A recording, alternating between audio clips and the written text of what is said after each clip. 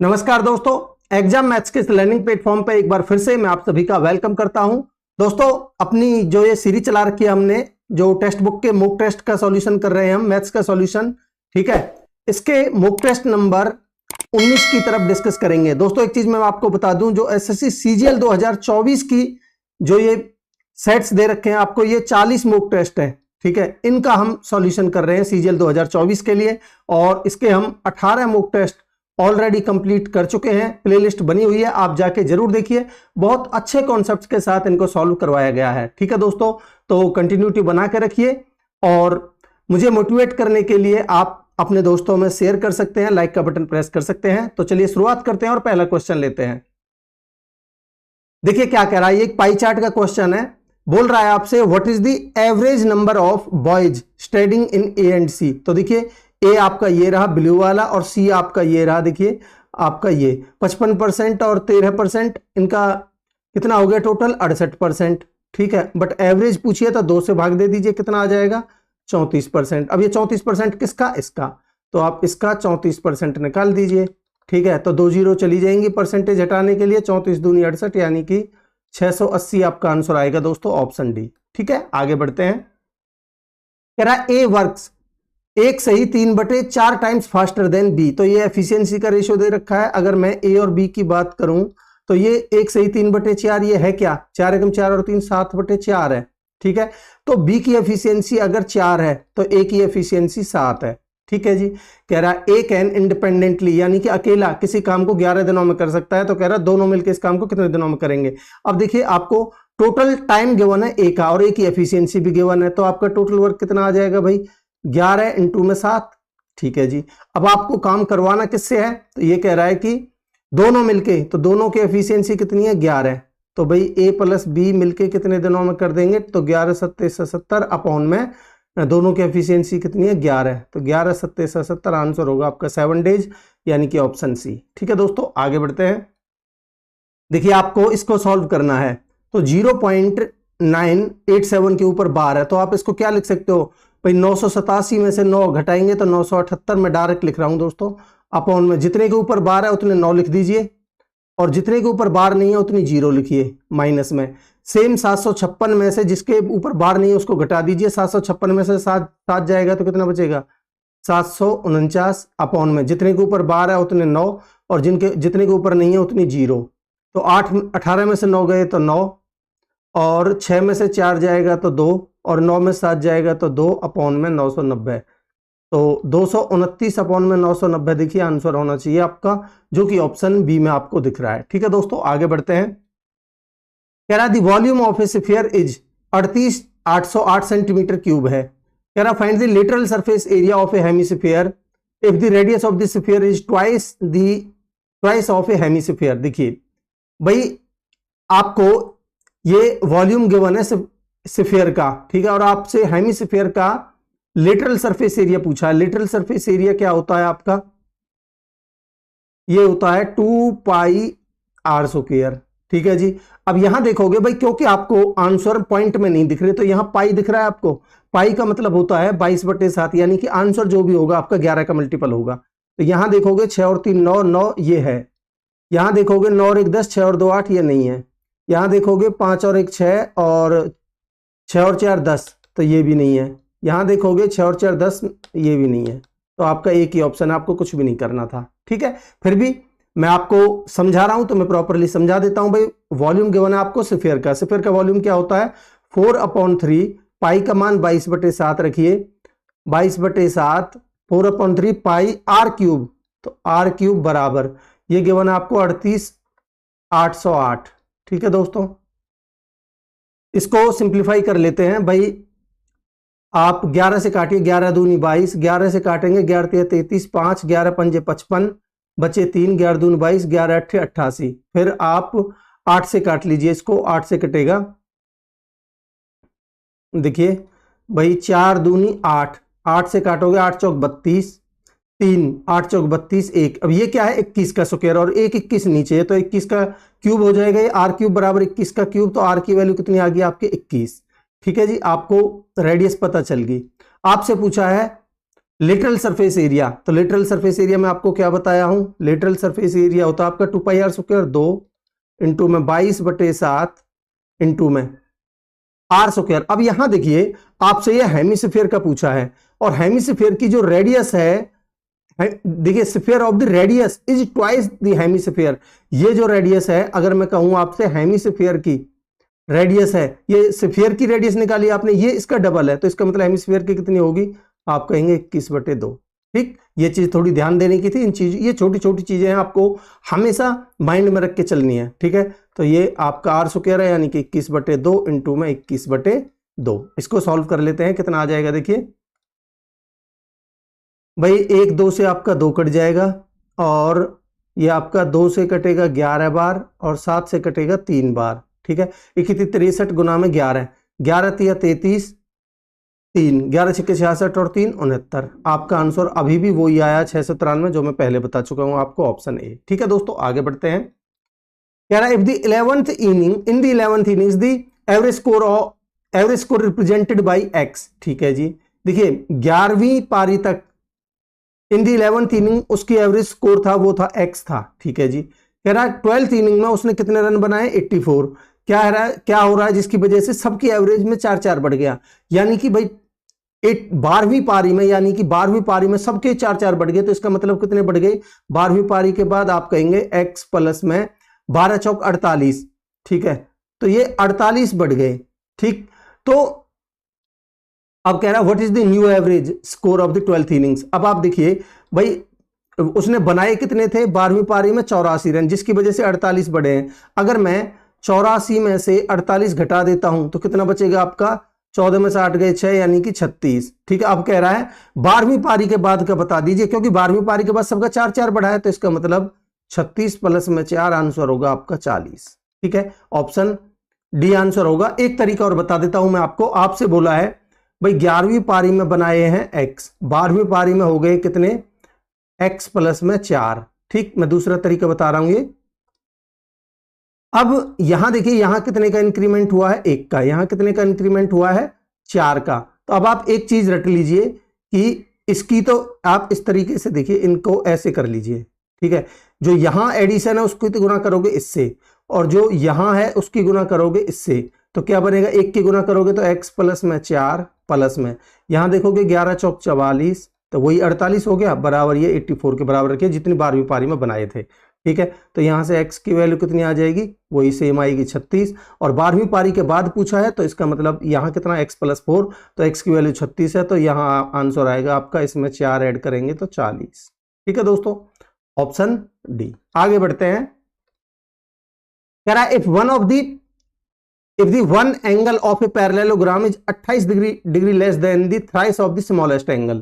ठीक है जी, कह रहा है then the largest angle of the parallelogram। देखिए स्मॉलेस्ट गिवन है तो लार्जेस्ट दूसरा अपने आप ही होगा, क्योंकि यहां देखिए मैं आपको ये अगर पैरेललोग्राम बना देता हूं आपके सामने, मान लेते हैं ये पैरेललोग्राम है। ठीक है, आमने सामने की भुजाएं पैरेलल होती हैं, आमने सामने के एंगल्स होते हैं वो भी बराबर होते हैं। देखिए इन दोनों एंगल्स का सम आपका 180 होता है, ये चीज आपको ध्यान रखनी है। क्यों, क्योंकि भाई ये दोनों पैरेलल साइड्स होती हैं आपस में आमने सामने की। ठीक है, अब अगर मैं स्मॉलेस्ट एंगल को x मान लेता हूं तो दूसरा एंगल अपने आप ही बड़ा होगा, और आमने सामने के बड़े होते हैं, तो इनमें से कोई सा भी एक, दोनों बराबर है तो ये बड़ा होगा। तो कह रहा है ये जो दूसरा वाला एंगल है, वन एंगल जो स्मॉलेस्ट एंगल है उसके 3 गुने से 28 कम है, तो मैं कह सकता हूं कि ये 3x - 28 होगा।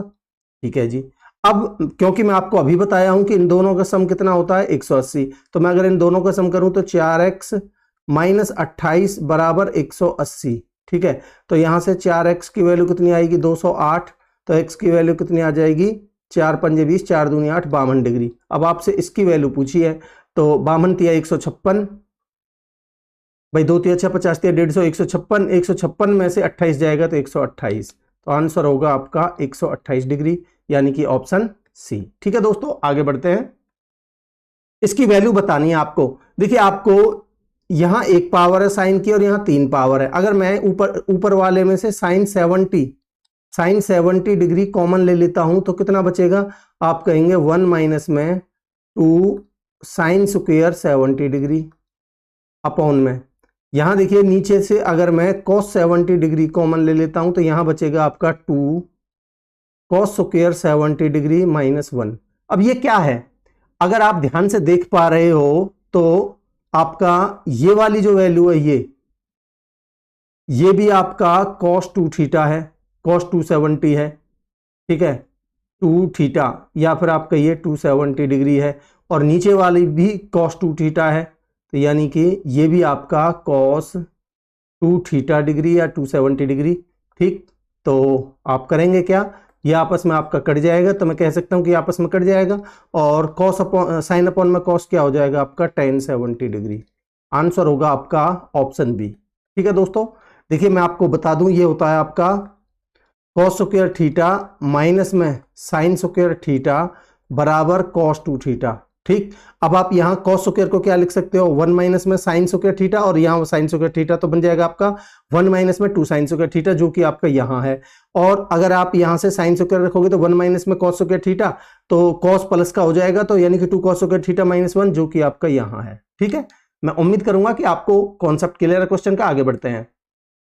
कह रहा Q is the mean proportion between the P and R। अगर मैं मीन प्रोपोर्शन की बात करूं तो ये गिवन है, ये क्या होता है, अगर दो संख्या P और R है तो अंडर रूट में PR होता है आपका मीन प्रोपोर्शन।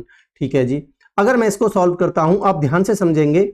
देखिए, अगर मैं यहां इसको देखता हूं तो 1 अपॉन में P स्क्वायर प्लस में 1 अपॉन में R स्क्वायर, तो ये बनेगा आपका P स्क्वायर प्लस में R स्क्वायर अपॉन में P square R square LCM वाला, और ये नीचे है, तो नीचे मैं इधर ही लिख देता हूं P स्क्वायर प्लस में R स्क्वायर।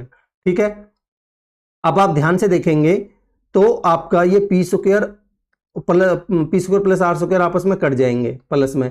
यहां देखिए P square minus R square, जब यहां आप लिखोगे 1 अपॉन में P स्क्वायर माइनस में 1 अपॉन में R स्क्वायर, तो ये बनेगा आपका R स्क्वायर माइनस में P स्क्वायर, और जबकि यहां है आपका P square minus R square, तो यहां माइनस में कॉमन, यहां इसकी जगह पर यहां माइनस आ जाएगा। ठीक है, तो ये बनेगा आपका R square minus P square into में, और ये आपका जो एलसीएम लेंगे वो P स्क्वायर R स्क्वायर आएगा यहां। ठीक है, और प्लस में PR है ये वाला, तो प्लस में PR और लिख दीजिए। मैं उम्मीद करूंगा कि इतनी चीजें आप समझ पा रहे होंगे।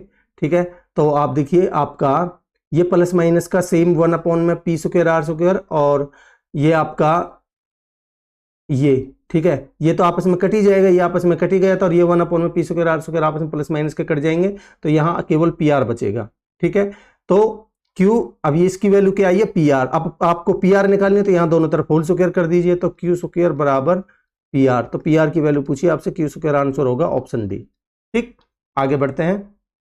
आप इसको दोस्तों एलसी या 1 अपॉन में P स्क्वायर प्लस में 1 अपॉन में R स्क्वायर करके करोगे तो आपको डेफिनेटली समझ में आ जाएगा। अगर समझ में भी नहीं आया हो, आसान क्वेश्चन है। आगे बढ़ते हैं।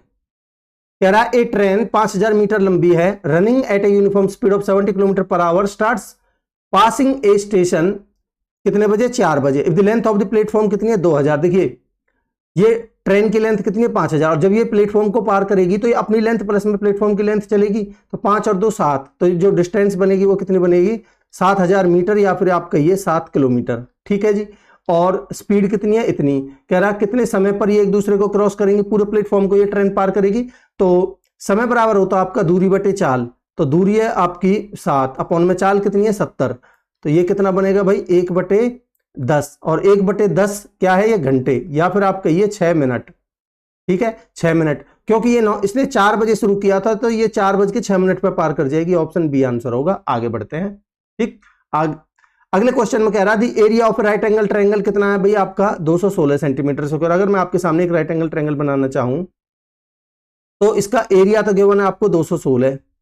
अगर मैं इसको परपेंडिकुलर, इसको बेस और इसको हाइपोटेनस मान लेता हूं, तब कह रहा है इसका पेरीमीटर आपको गिवन है 72, तो मैं कहूंगा आपसे P प्लस में B प्लस में H आपको गिवन है 72, और क्योंकि ये परपेंडिकुलर और ये बेस है तो हाफ इंटू में P इंटू में B बराबर ये गिवन है एरिया आपको 216, इतना ही गिवन है। ठीक है जी, आगे क्या बोल रहा है, if the measure of it shortest side is 18 centimetre. अगर मैं कोई सी भी शॉर्टेस्ट, अगर मैं इसको शॉर्टेस्ट, इन दोनों में से कोई सी भी मान सकते हो, अगर इसको शॉर्टेस्ट मानता हूं, B की वैल्यू 18 है, तो यहां से P प्लस H की वैल्यू कितनी आ जाएगी भाई, P प्लस H की वैल्यू 72 में से 18 जाएगा तो 54, और यहां से अगर P की वैल्यू, यहां देखिए B की वैल्यू अगर 18 है तो ये कितना बन जाएगा, अगर मैं यहाँ 18 रखता हूँ बी की जगह पर, तो ये बनेगा 2 नाम 18 और 9 से कटेगा ये, 9 दूनी 18, 9 चौक 36, 24। यहाँ से पी की वैल्यू आई है 24, तो पी की वैल्यू आपकी आ चुकी है कितनी, 24। तो ये पी की वैल्यू आ गई 24। तो आपसे लार्जेस्ट साइड पूछिए ना, what is the length in centimetre of the longest side, यानी कि हाइपोटेनस की वैल्यू पूछिए। तो भाई एच की वैल्यू कितनी आ जाएगी, 54 में से 24 जाएगा तो आंसर होगा आपका 30। ऑप्शन ए आंसर हो जाएगा दोस्तों। आगे बढ़ते हैं। कह रहा the curved surface area of a cone X is 90% of the total surface area, while the curved surface area of cone y is 75% of the total surface area। देखिए भाई मैं आपके सामने लिख देता हूं कुछ इस तरीके से, कर्व्ड सरफेस एरिया और टोटल सरफेस एरिया का रेशियो मुझे गिवन है, इस तरीके से समझ लीजिए। भाई ये एक कॉन x है, ये कॉन y है, ठीक। अब आप देखिए भाई ये बोल रहा है 90% है इसका कर्व्ड सरफेस एरिया, अगर ये भाई 90% अगर ये टोटल सरफेस एरिया 10 है तो कर्व्ड सरफेस एरिया 9 है, और दूसरे केस में y में 75% का मतलब होता है 3/4, अगर ये 4 है तो ये 3 है, यही बोल रहा है, ठीक है जी। कह रहा है द रेडियाई, यानी कि दोनों की रेडियस हैं जो, the radii of cones x and y are in the ratio 5:6। अगर मैं रेडियाई की बात करता हूं तो ये 5:6 में है, ठीक है जी, ये ध्यान रखिए, ये रेशियो में है रेडियस, ठीक है, ठीक है जी। आगे क्या बोल रहा है, find the ratio of their curved surface areas, curved surface area का रेशियो बताना है। अब आप देखिए भाई अगर मैं यहां देखता हूं ये कर्व्ड सरफेस एरिया है, ये अगर मैं x की बात करता हूं तो कर्व्ड सरफेस एरिया 9:10 में है, ठीक है। तो कर्व्ड सरफेस एरिया क्या होता है आपका पाई आर एल, और टोटल सरफेस एरिया क्या होता है आपका पाई आर इंटू में आर प्लस में एल, और ये गिवन है आपको 9/10, ठीक। अब आप यहां ध्यान से देखिएगा दोस्तों, तो पाई आर से पाई आर कट जाएगा, तो एल की वैल्यू अगर मैं 9 मानता हूं तो यहां से एल की वैल्यू अगर 9 है और टोटल 10 है तो आर की वैल्यू कितनी आएगी, 1, ठीक। अब आप यहां देखिए आपको रेशियो में 1 की वैल्यू 5 गिवन है, अगर आप वैसे देखोगे तो भाई 1 की वैल्यू अगर आपको 5 गिवन है तो 9 की वैल्यू कितनी हो जाएगी आपकी 45। तो मैं कह सकता हूं x के केस में भाई r बराबर 5 और l बराबर कितना 45, ठीक, ठीक है जी। अब मैं अगर y की बात करता हूं, ये क्या था मेरा x के केस में, अगर मैं y की बात करता हूं, y के केस में देखिए ध्यान से समझेंगे भाई, आपको वही सेम l अपॉन में l प्लस r का रेशियो बनेगा, क्योंकि पाई आर से पाई आर कट जाएगा, ठीक। तो ये कितना गिवन है यहां, दूसरे केस में 3/4 है ये, ठीक है। अब आप देखिए अगर आपको L की वैल्यू यहां से 3 नजर आ रही है, L की वैल्यू अगर 3 है तो यहां L की वैल्यू अगर 3 है और टोटल 4 है L प्लस R की वैल्यू, तो यहां से R की वैल्यू कितनी आ जाएगी 1, और यहां रेडियस कितनी है भाई 6, अगर 1 की वैल्यू 6 है तो यहां 3 की वैल्यू कितनी आएगी 18। तो मैं अगर y की बात करता हूं तो R की वैल्यू आपकी देखिए ये रही, R की वैल्यू 6 है और L की वैल्यू कितनी है 18, ठीक है जी, ठीक है। आपसे इनके कर्व्ड सरफेस एरिया का रेशियो पूछा है, ठीक है, x और y का। तो ये कर्व्ड सरफेस एरिया x और y का, तो अब आप देखिए भैया हमें पता पाई आर एल होता है कर्व्ड सरफेस एरिया, पाई से पाई कट जाएगा, r इंटू में l, तो यानी कि 45 या फिर 5 इंटू में 45 करिए, 5 इंटू में 45 अपॉन में नहीं, यहां क्या 6 इंटू में 18, ठीक है दोस्तों। इसको हम सिंप्लीफाई कर लेते हैं, कितना आ जाएगा देखिए भाई, 9 पंजे 45, 9 दूनी 18, तो ये कितना बनेगा 5 पंजे 25 अपॉन में 6 दूनी 12, 25/12 आपका आंसर होगा दोस्तों, 25:12 है, तो आपका ऑप्शन सी आंसर होगा, 25:12 है। मैं उम्मीद करूंगा दोस्तों आपको कॉन्सेप्ट क्लियर है क्वेश्चन का। देखिए आपको ये एग्जैक्ट वैल्यू भी निकालने की जरूरत नहीं है, क्योंकि ये भी आपकी जो मैंने यहाँ 5 और 6 लिए ये भी एग्जैक्ट नहीं है, ये भी रेशियो में ही है, बट मैंने अपने को सॉल्व करने के लिए मैंने अपनी आसानी के लिए निकाल लिया था। आगे बढ़ते हैं। कह रहा है 2 कॉन्सेंट्रिक सर्कल हैं जिनकी रेडियाई 35 सेंटीमीटर और 21 सेंटीमीटर है, then the length of the chord the largest circle which is tangent to the smaller circle in centimetre. देखिए भाई ये 2 कॉन्सेंट्रिक सर्कल है, कॉन्सेंट्रिक सर्कल वो होते हैं जिनके जो सेंटर होते हैं सेम होते हैं दोनों के, ठीक है। अब कह रहा है एक छोटे सर्कल पर जो टेंजेंट है वो दूसरे बड़े सर्कल के लिए क्या है, वो एक कॉर्ड है, ये बोल रहा है, ठीक है। और इसी कॉर्ड की हमें लंबाई बतानी है। अब आप देखिए भाई, आपको बड़े वाले सर्कल की अगर मैं सेंटर मानता हूं, दोनों का सेंटर तो कॉमन है, बड़े वाले सर्कल की रेडियस ये है और छोटे वाले सर्कल की रेडियस ये है, ठीक। अब आप देखिए, आपको पता है अगर मैं छोटे वाले ट्रायंगल पर छोटे वाले सर्कल में बात करता हूं तो हमें पता है रेडियस और टेंजेंट के बीच में 90 डिग्री का एंगल बन, रेडियस और टेंजेंट का ये, या फिर आप ऐसे करिए कि सेंटर से अगर मैं इस पर सेंटर से अगर मैं टेंजेंट पर परपेंडिकुलर डालता हूं तो वो इसके मिड पॉइंट पर जाके मिलता है, ठीक है। तो अगर ये आपको गिवन है 35 और छोटे वाले की गिवन है 21, तो ये क्या है भाई, ये है आपका 7 पंजे 35, 7 या 21, तो ये हो जाएगी 7 चौक 28। और क्योंकि ये मिड पॉइंट पर जाके मिलता है, ये 28 है तो ये भी 28 है, तो टोटल कितनी हो जाएगी, आप कहेंगे 56। आंसर होगा आपका 56, ठीक है। यानी कि ऑप्शन ए आंसर होगा। आगे बढ़ते हैं। कह रहा है a number of cones of radius 10 cm and height 15 cm are melted to form a cylinder of same radius and height। Same radius है और हाइट कितनी है 20 centimetre. The number of cones melted to form a new cylinder. देखिए, जब हम एक आकृति को दूसरी आकृति में ढालते हैं तो उनका वॉल्यूम बराबर होता है, बट बस यही कॉन्सेप्ट लगेगा इसमें। तो कॉन्स का वॉल्यूम कितना होता है, कॉन का volume 1/3 pi R square. R कितना है भाई, रेडियस तो दोनों की सेम है, चाहे 10 लिख लीजिए चाहे आप आर लिख लीजिए, क्योंकि सेम है वो कटी जानी है दोनों तरफ। तो यहां 10 का स्क्वायर इंटू में हाइट कितनी है भाई 15 बराबर। अगर मैं सिलेंडर की बात करता हूं तो इसका वॉल्यूम होता है पाई आर स्क्वायर। आर यहां 10 ही है दोनों केस में, और इंटू में हाइट कितनी है यहां 20। और कह रहा है ऐसे कितने कौन बनाए जा सकते हैं, तो मैंने मान लिया ऐसे n कौन बनाए जा सकते हैं। n की वैल्यू मुझे निकालनी है, ठीक। अब आप इसको सॉल्व करेंगे तो भाई ये 10 के स्क्वायर से 10 कटेगा, पाई से पाई कटेगा, ठीक है।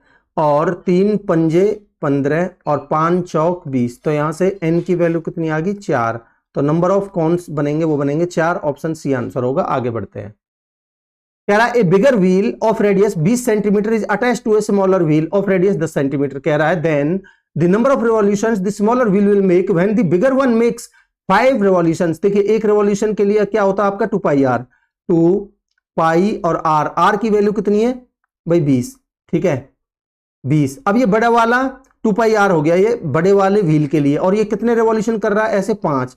तो कह रहा है छोटा वाला जब ये 5 कर रहा है तो छोटा वाला कितना करेगा, तो 2 पाई और आर, आर की वैल्यू छोटे वाले के लिए कितनी है 10, ठीक है। तो 10 से भाग दे दीजिए।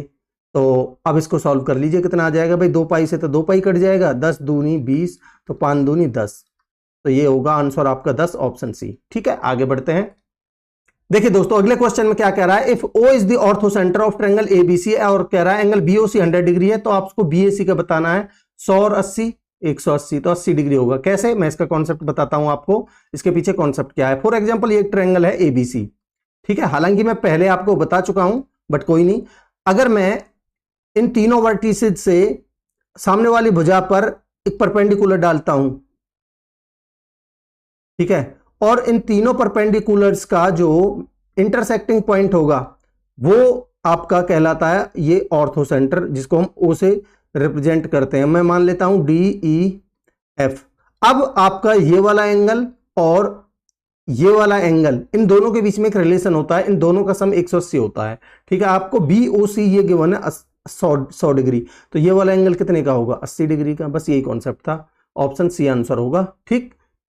आगे बढ़ते हैं दोस्तों। कह रहा है 4 बंदे हैं PQRS, वो एक पार्टनरशिप में इंटर करते हैं by investing the capital in the ratio of 2:3:5:4। तो मैं PQR और S किस किस रेशियो में है भाई, 2:3:5:4, ठीक है। और कह रहा है कितने कितने टाइम के लिए हैं वो भी देख लेते हैं। कह रहा है P invest for 9 months, Q invest for 8 months, R for 4 months and S for 6 months।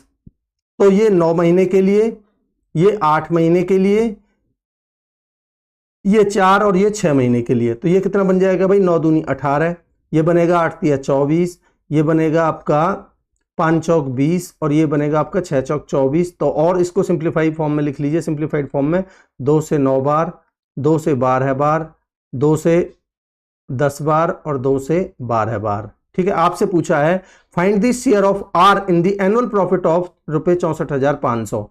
तो भाई आर आपका यानी कि 10 की वैल्यू निकालनी है। टोटल कितना हो गया, 12 12 24 और 10 34 और 9 43। तो मैं कहूंगा 64,500 जो वैल्यू है ये 43 की और हमें निकालनी है आर की वैल्यू यानी कि 10 की। ठीक, इसको सिंप्लीफाई कर लेते हैं, कितना आ जाएगा देखिए 43 से काटिए, 43 एकम 43, बचा कितना 4 में से 3 गया तो 1, 6 में से 4 गया तो 2, उतार लिया 5 का तो ये 5 बार जाएगा और ये आएगा आपका 15,000 दोस्तों।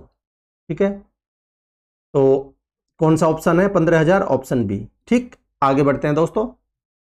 देखिए अगले क्वेश्चन में क्या कह रहा है आपसे, x माइनस 1/x की वैल्यू आपको 10 गिवन है। देखिए अगर आपको माइनस का गिवन है तो आपसे माइनस का ही पूछेगा, जो भी पूछेगा। ठीक है, तो अगर आपको प्लस का गिवन और माइनस का पूछ रहा है तो पहले आपको उसको माइनस में कन्वर्ट करना पड़ेगा, ये चीज ध्यान रखिए। तो आपसे क्यूब में पूछ रहा है तो एक्स क्यूब माइनस में 1/x क्यूब बराबर होगा आपका, जो ये बराबर गिवन है इसका क्यूब करिए 10 का क्यूब माइनस, सॉरी प्लस हो जाएगा, माइनस का पूछा है तो प्लस का हो जाएगा, प्लस में 3a, 3 इंटू में 10 तो ये 1000 प्लस में 30 तो यानी कि 1030 आपका आंसर होगा दोस्तों, ऑप्शन सी। ठीक है, आगे बढ़ते हैं।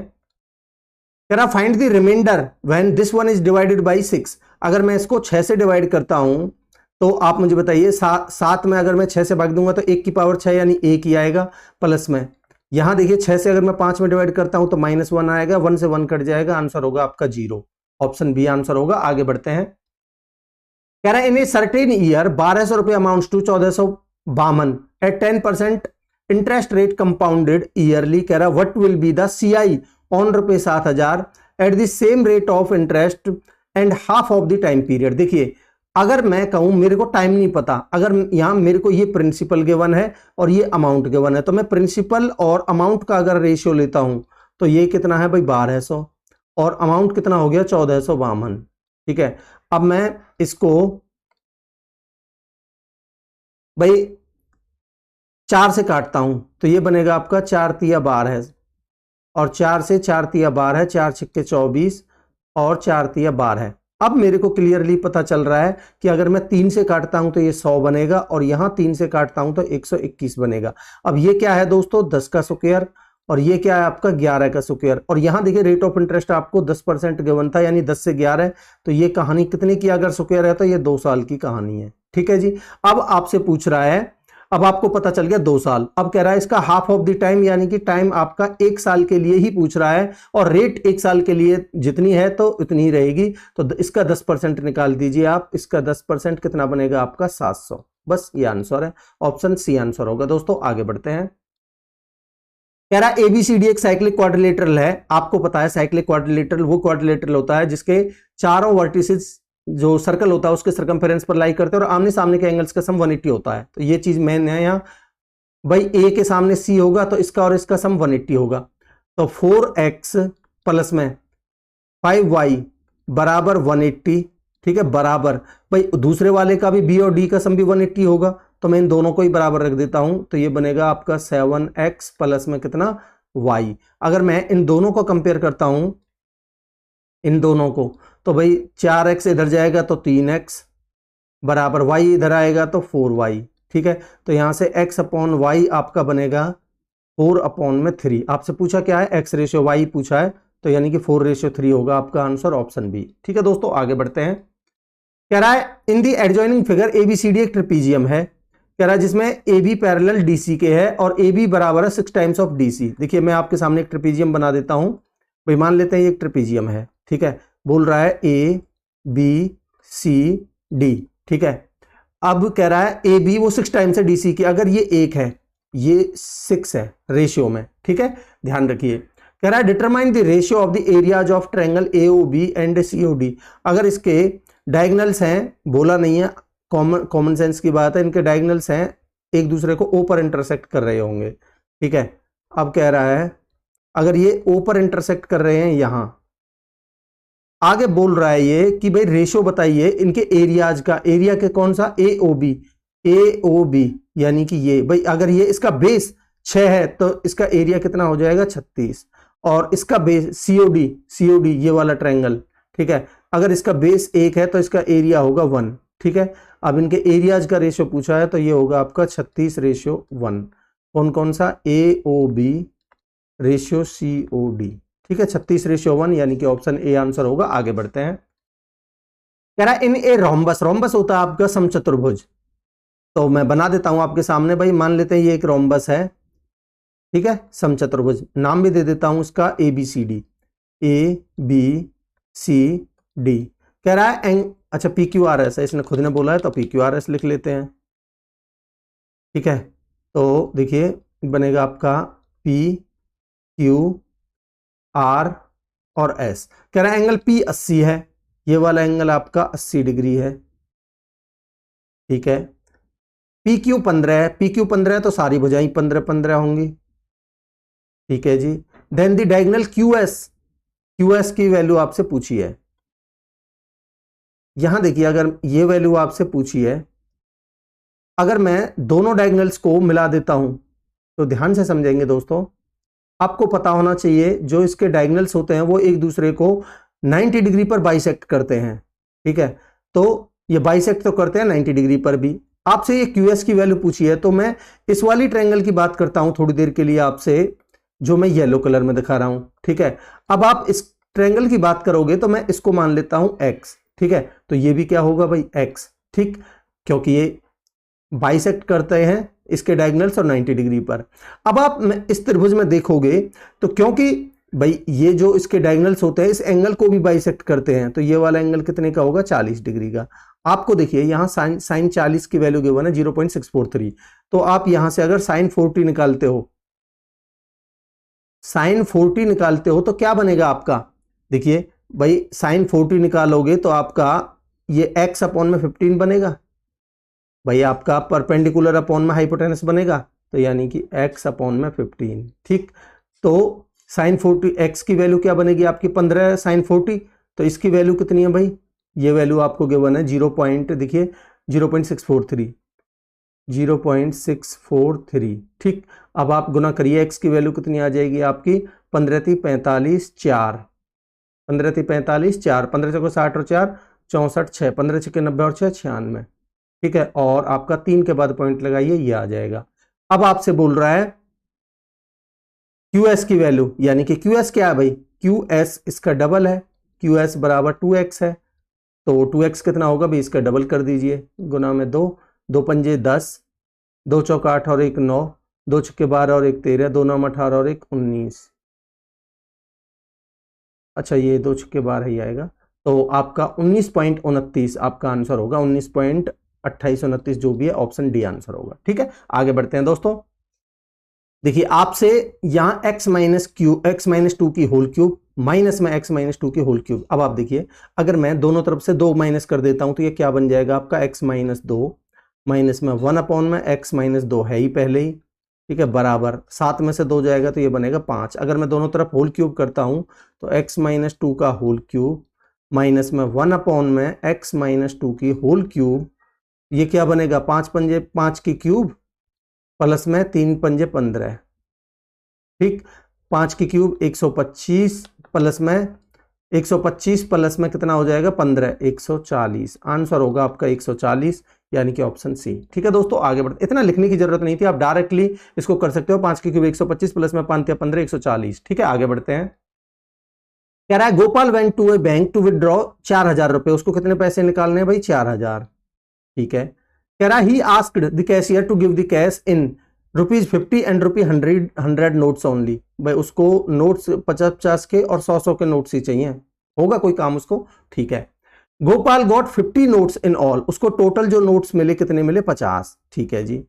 आगे क्या बोल रहा है, कह रहा how many 50 notes did he receive. देखिए भाई अगर मेरे को ऑप्शन से सबसे बेस्ट ऑप्शन वो लगेगा तरीका इसके लिए, अगर मैं मानता हूं भाई 50 रुपये नोट्स कितने थे 20, अगर मैं पहला ऑप्शन लेता हूं, अगर मैं ये 20 थे तो भाई अगर मैं 20 करता हूं तो ये टोटल पैसे कितने हो जाएंगे 1000, और अगर टोटल 50 नोट्स थे जिसमें से टोटल 50 नोट्स थे, ठीक है, जिसमें से 20 ये हो गई तो ये नोट्स कितने बचे 30, तो ये पैसे कितने हो गए 3000।